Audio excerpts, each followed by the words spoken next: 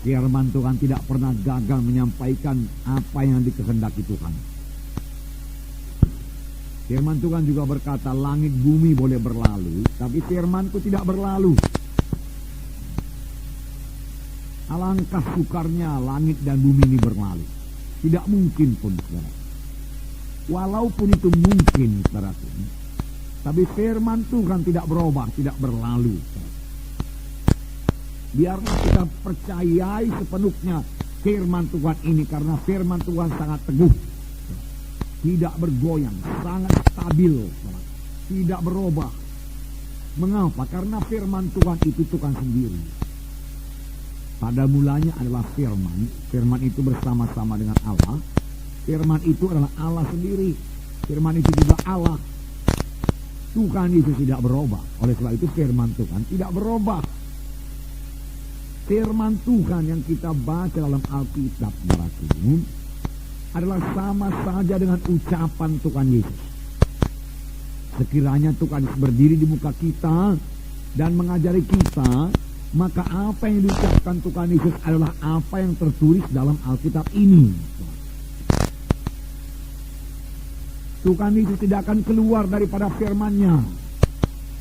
Oleh sebab itu kalau kita mau mengenal Yesus, kita kenal lagi firman-Nya lebih dalam. Kita mau kenal saudaraku jalan-jalan Tuhan, kehendak Tuhan, kita kenal firman-Nya. Itu sebabnya buku Kolose mengatakan, hendaklah perkataan Kristus itu diam dalam kamu dengan limpahnya, dengan segala kekayaannya. Jadi firman Tuhan kita berikan tinggal dalam hati kita dengan segala kekayaannya, jangan dengan miskinnya.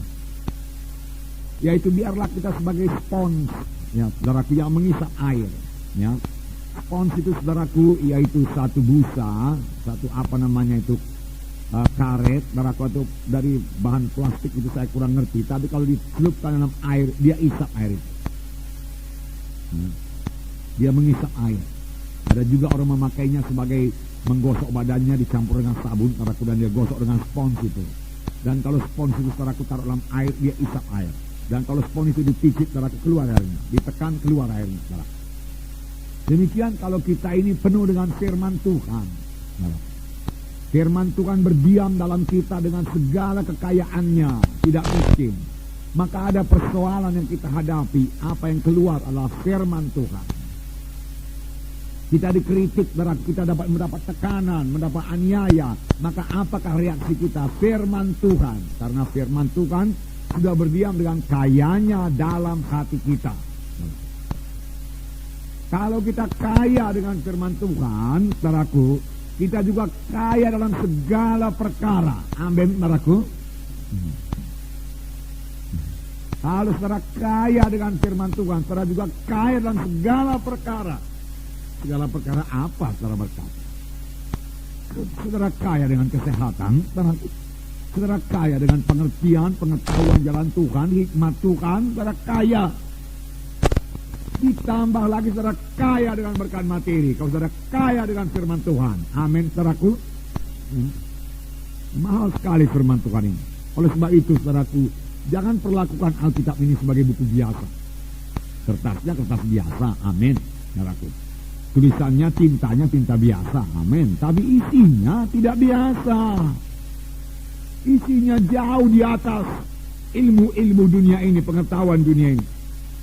Isinya jauh di atas ilmu falsafah dunia ini. Nggak bisa dibandingkan itu, saudaraku. Karena isinya firman Tuhan, saudaraku. Firman Tuhan yang tidak berubah dari zaman ke zaman, saudaraku. Sebenarnya Tuhan mau menunjukkan kuasanya dalam sidang. Karena Tuhan kita itu namanya ajaib. Saudaraku, tiap-tiap kali Tuhan bergerak mesti ajaib. Mengapa gereja kurang mujizat Tuhan?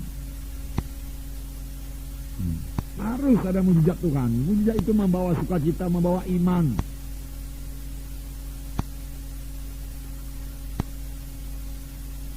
Tabur firman Tuhan yang benar, maka saudaraku akan terjadi mujizat Tuhan. Kenapa? Karena firman Tuhan yang benar ditaburkan. Ada kuasa dalam firman Tuhan. Ada kuasa dalam firman Tuhan.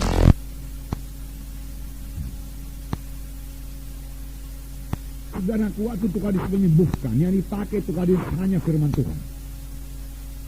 Beberapa kali memang dia meletakkan tangan, tapi dia terus bicara.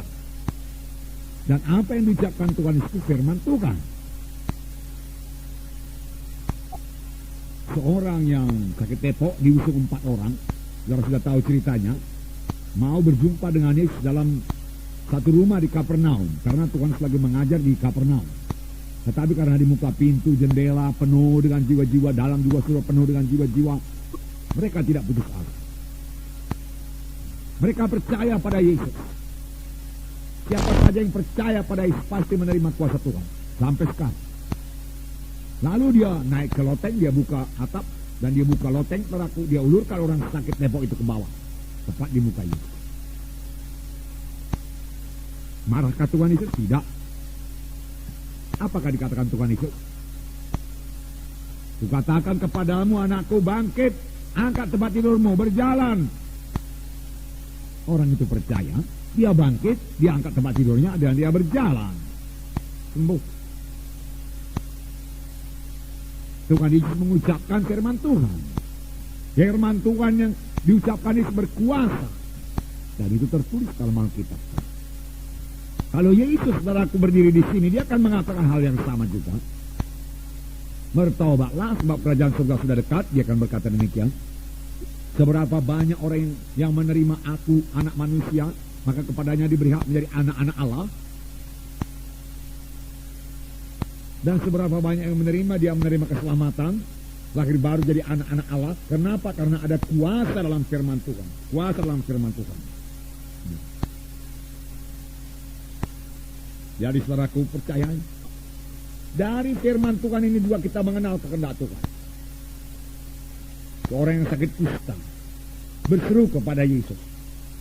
Yesus, anak Daud, kalau engkau mau, engkau sanggup menyembuhkan aku. Itu Markus 1:41 kan? Kalau engkau mau, engkau sanggup. Dia tidak bimbang mengenai kesanggupan Tuhan Yesus. Sama seperti banyak orang Kristen sekarang. Orang Kristen tradisional pun tidak bimbang akan kuasa Yesus. Bisa, sanggup. Tapi apa mau Tuhan menyembuhkan saya apa tidak? Apakah Tuhan memperhatikan saya apa tidak? Saudaraku, kalau saudara selidik firman Tuhan, keselamatan adalah bagi semua orang. Semua orang bisa selamat, hanya dia percaya pada Yesus. Tapi bukan hanya keselamatan aja bagi semua orang, kesembuhan pun bagi semua orang. Tuhan tidak memilih-milih.